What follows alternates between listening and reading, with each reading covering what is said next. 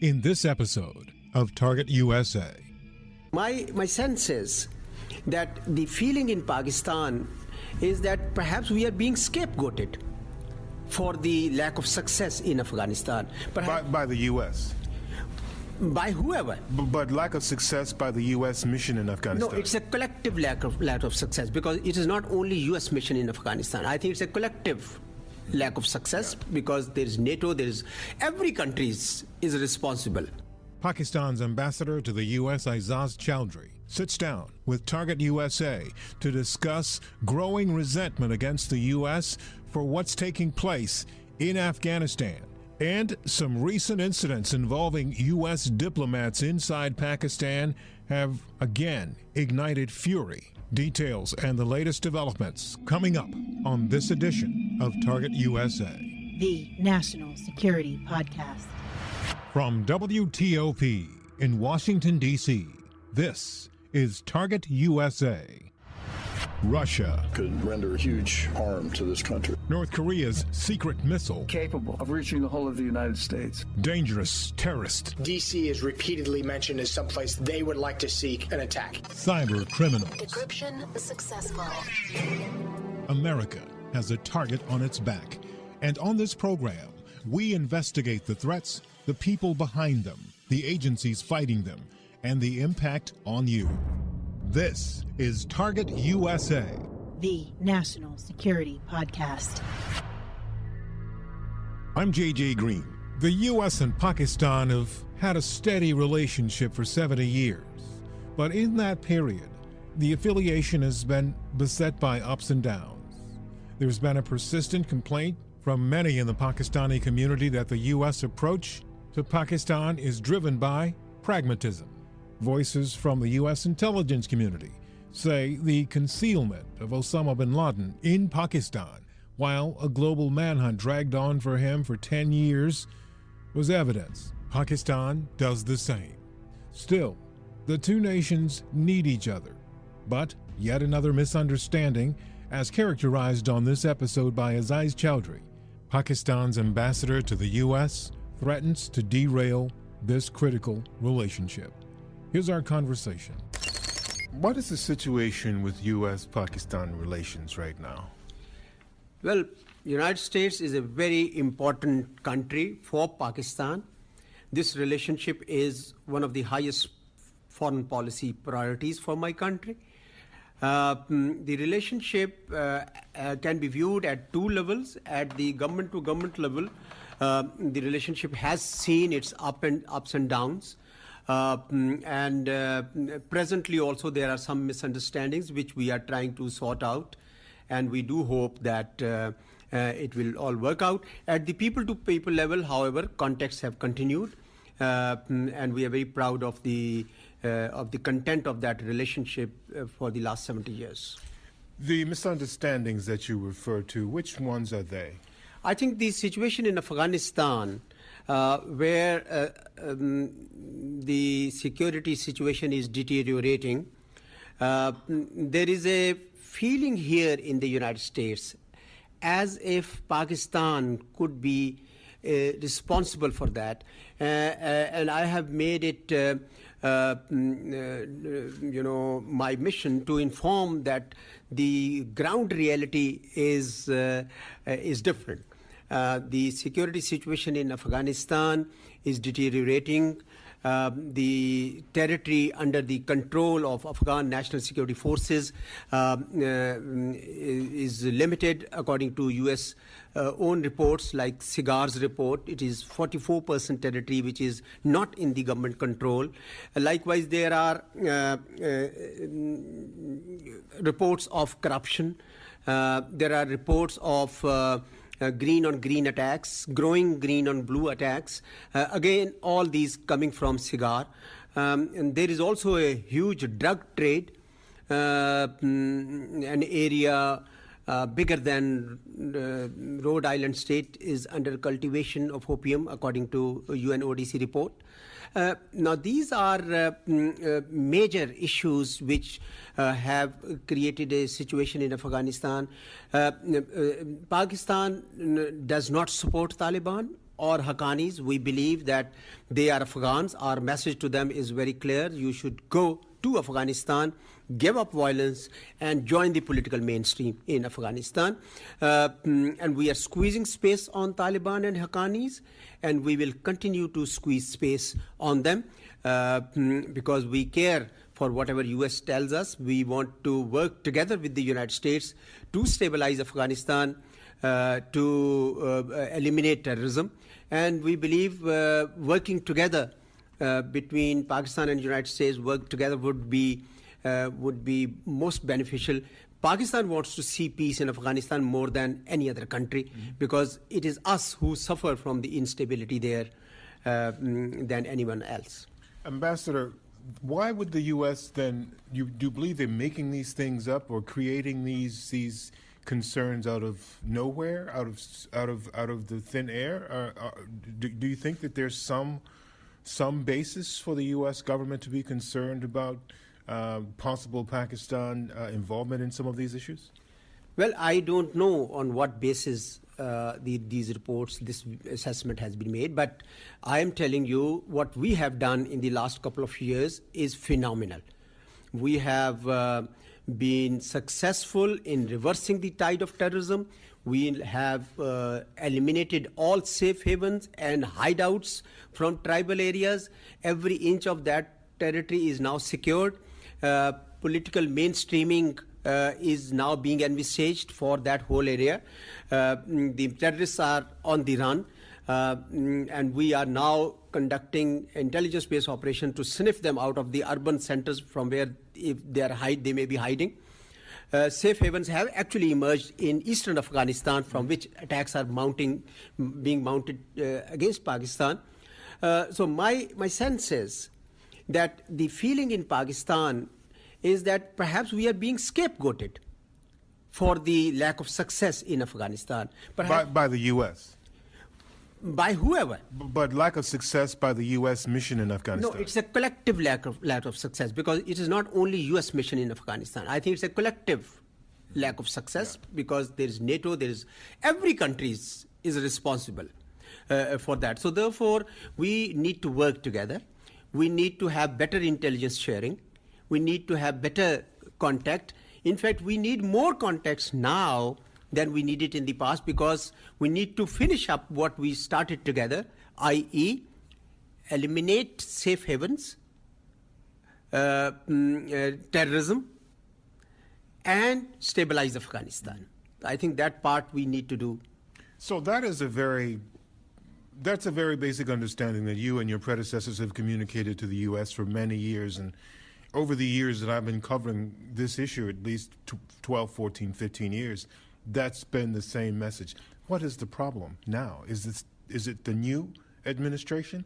Is it new developments? Is it the state of the world, the evolution of terrorism and the Taliban and the Haqqanis? Why is there a problem now that supposedly was better, a situation that was better some years ago? I think there is a perception gap in the U.S. When I came here last year, I noticed that gap. I found that the reality of today's Pakistan is not that well being appreciated here. What we have achieved since June of 2014, when our armed forces moved into North Waziristan, and ever since this whole cleanup that we have done to eliminate terrorism from Pakistan is still not being fully recognized and appreciated here. We have lost over 6,000 soldiers, 17,000 injured, 23,000 civilians, and $125 billion of economic loss.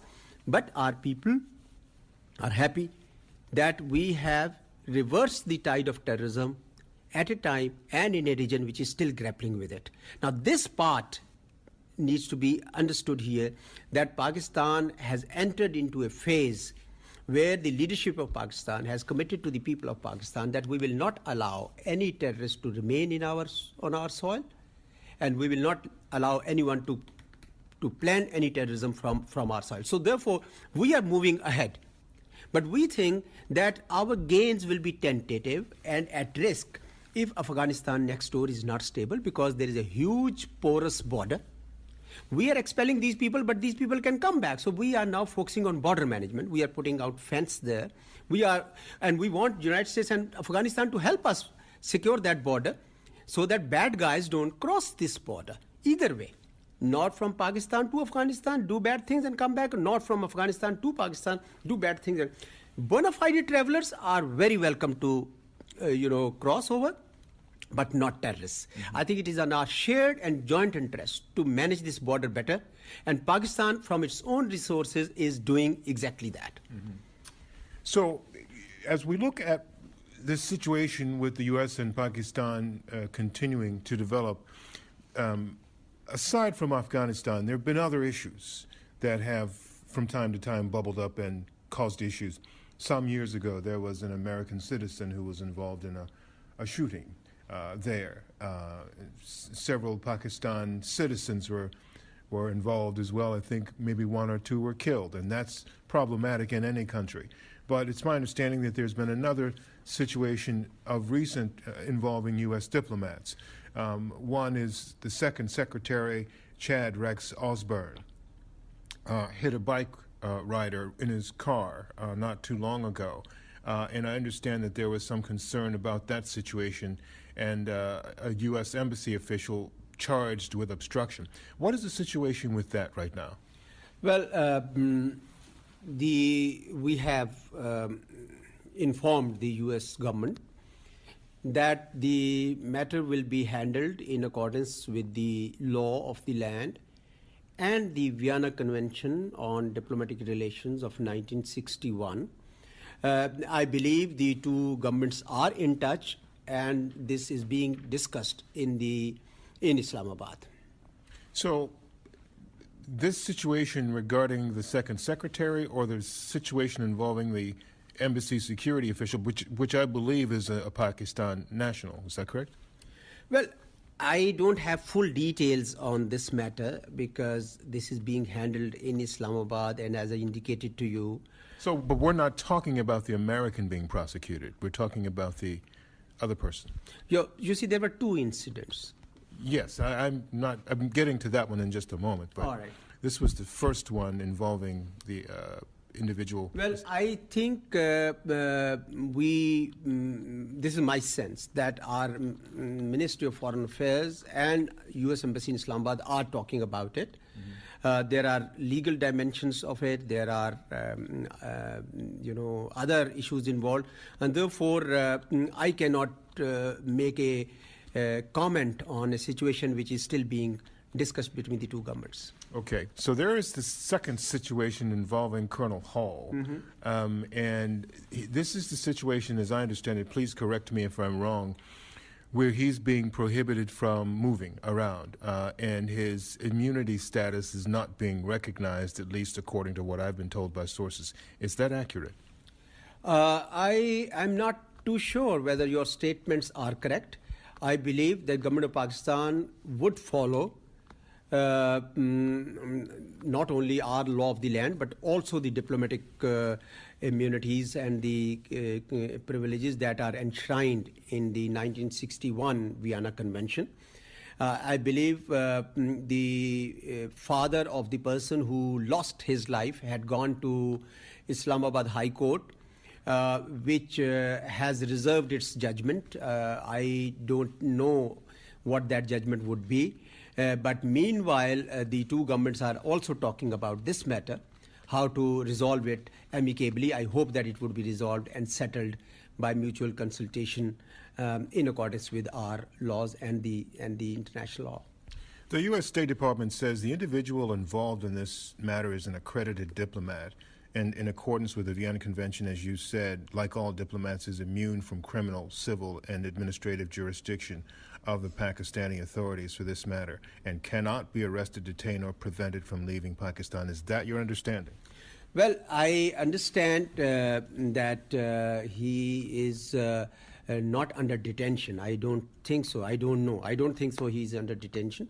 But the matter is being handled there, and I think consultations are going on. I don't have the latest to inform you on that. So one more quick question on that matter. If if those convention details are in play here, then what else would there need to be handled as it relates to that? Why wouldn't he be put on a plane and sent home immediately? Well, I think if a life has been lost, something has to happen somewhere. Normally, what people do, I don't know whether it would happen in this case. Normally, the person is tried somewhere, either by the sending state or by the host state. I don't know. If the immunity is waived, then the trial takes place in the host state. If immunity is not waived, and then trial takes place by the sending state, I don't know. This all would need to be resolved through discussions, which I believe are currently underway. Is it your understanding that somehow someone must pay for the loss of life for this individual, this person who was involved in this? I think that is the expectation in the interest of justice. I don't know, again, but it's a general statement that anyone who has been aggrieved would like a redressal of his grievance. So this is a general statement that you are making. That's Aizaz Ahmad Chaudhry, ambassador from Pakistan to the U.S. When we come back after a short break, do you remember Dr. Shakil Afridi? He's the Pakistani physician who helped the CIA run a fake hepatitis vaccine program in Abbottabad to confirm Osama bin Laden's presence in that city. Well, now there's talk that he might be released. Well, the two governments have been from time to time talking with each other to find some kind of solution. We'll find out if that solution is possible when we come back to Target USA, the National Security Podcast. At Essentia, we're here to put a flag in the ground and tell the world a better you starts with a better water. This isn't fashion, this is science. Essentia is supercharged ionized alkaline water with a 9.5 or higher pH and a clean, smooth taste. Essentia is designed for the doers, the believers, the overachievers. Drink it in and do all the things that make you extraordinary.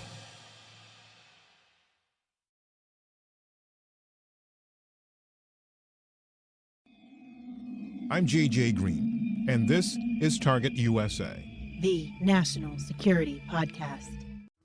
On this program, I've been talking to Aizaz Chaudhry, Pakistan's ambassador to the U.S., and we've discussed numerous issues plaguing relations between the two countries.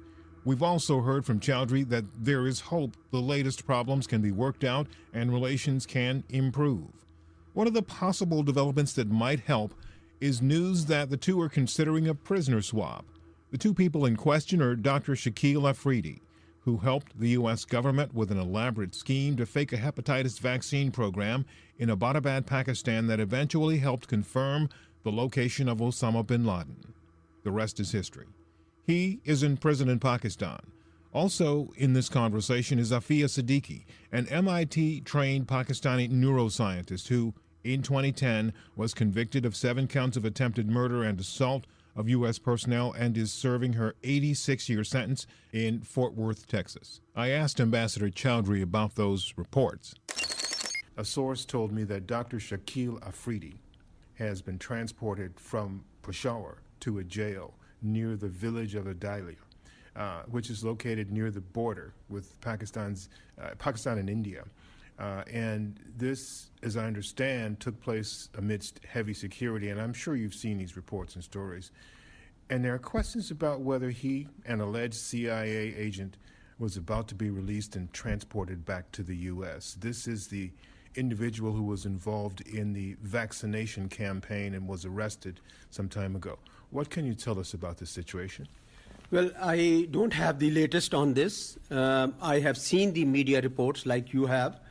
I believe Dr. Shakil Afridi had violated the laws of Pakistan and his case was being tried.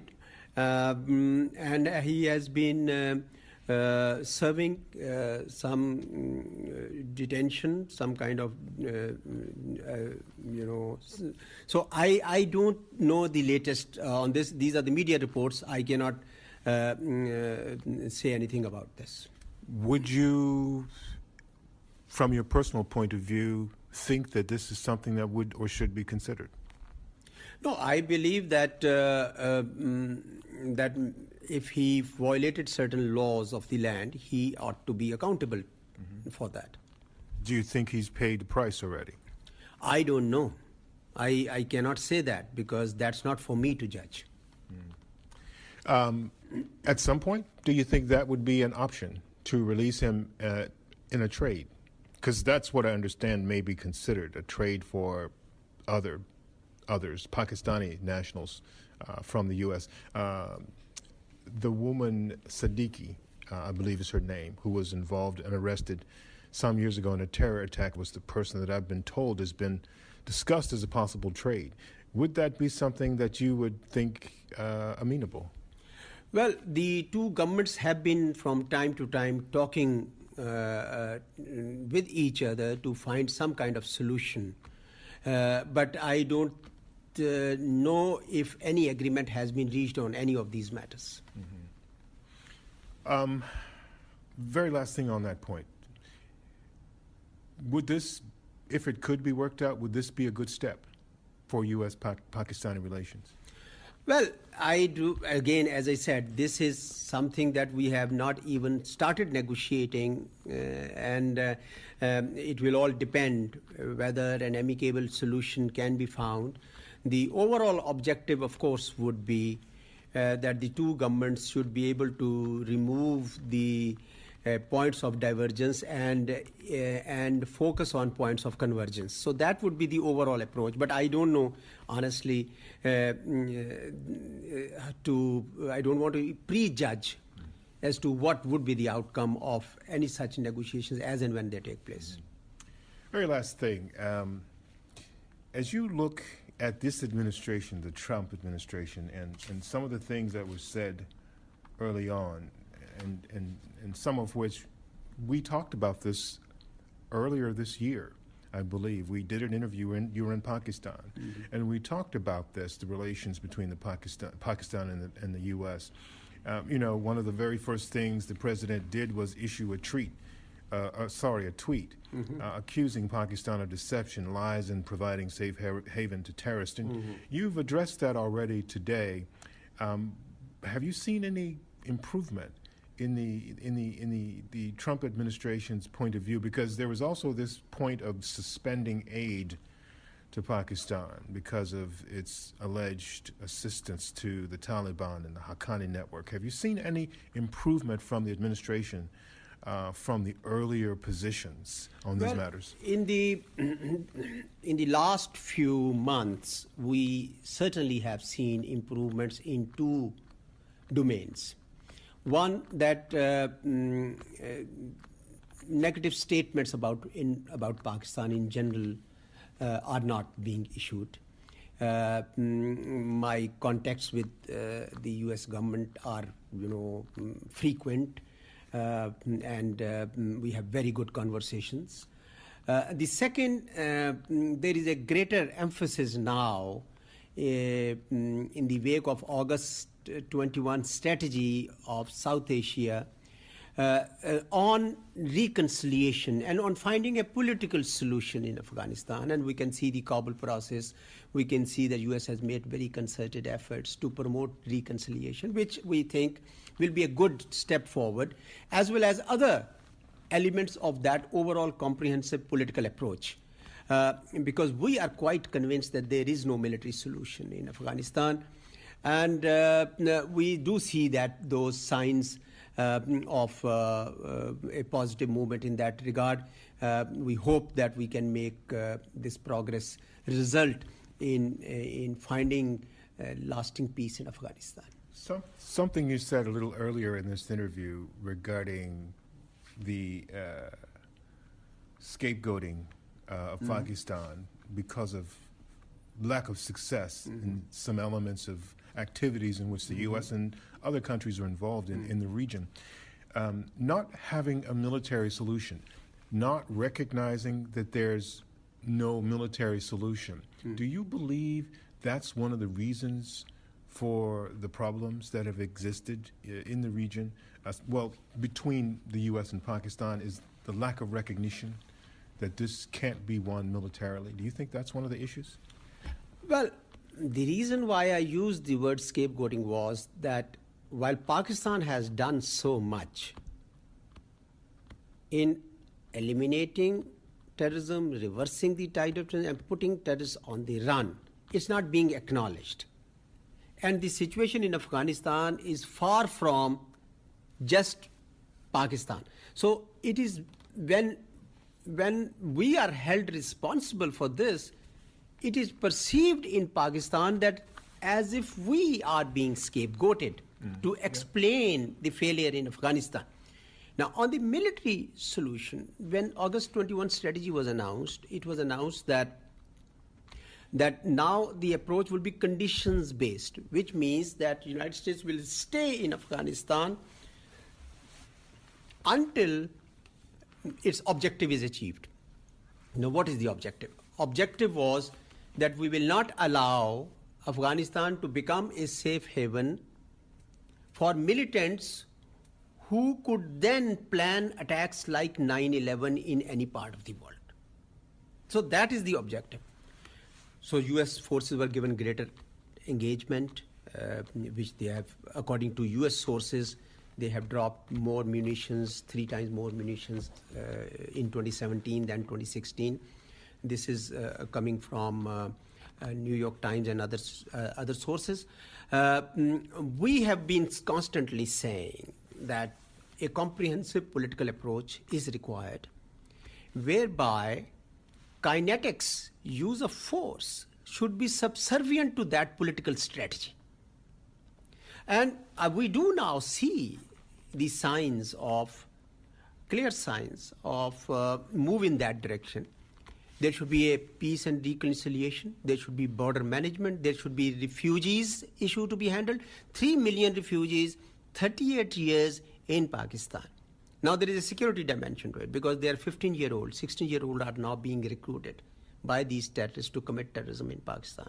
So we need to find a solution to that.